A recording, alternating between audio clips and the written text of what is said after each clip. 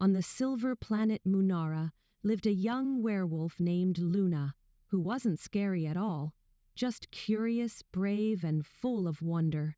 Every month, when the twin moons were full, her fur would shimmer like stardust, and she would lie on the soft silver grass, staring up at the endless galaxy. She dreamed of racing comets, hopping between asteroids, and meeting creatures no one on Moonara had ever seen before. Sometimes, she'd trace constellations with her paw in the air, pretending they were maps to faraway lands. Her favorite was the Wolf Star cluster.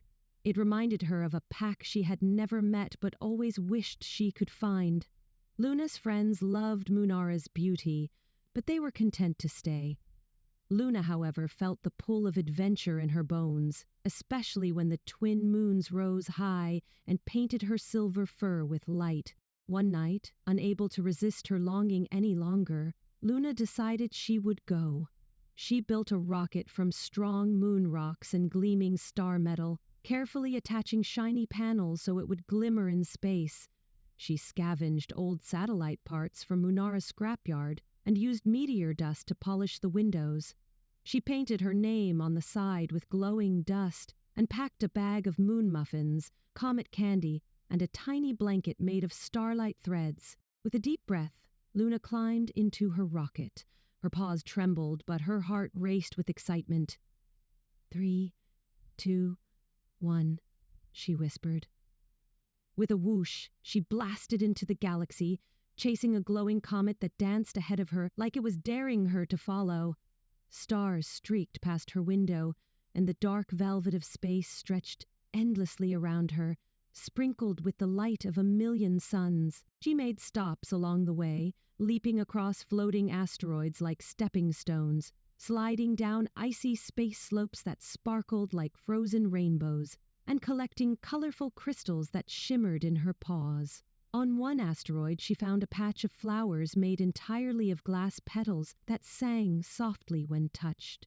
On another, she met a tiny robot who gave her a map of friendly planets and told her, "Follow the light trails. They lead to kind hearts." Eventually, she landed on a tiny blue planet covered in floating lakes and glowing forests. The air smelled sweet, and friendly round aliens bobbed gently above the ground like balloons. They had big eyes that shimmered like planets and voices that chimed like bells.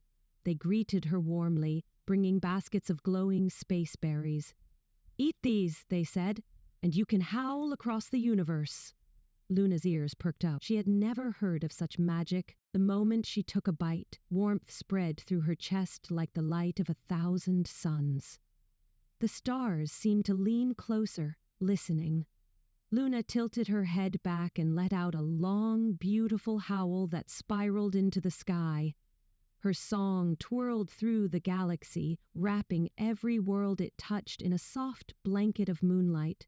The coldest corners of space warmed, and lonely planets glowed for the first time in centuries. From that day on, Luna was no longer just a werewolf of Moonara. She became the guardian howler of the galaxy. She traveled from world to world, following the comet's trail, leaving behind starlight, warmth, and hope wherever she went. And whenever the twin moons rose over Moonara, her howl would return home, reminding her friends that adventure was out there, and sometimes so was the magic to make the whole universe smile.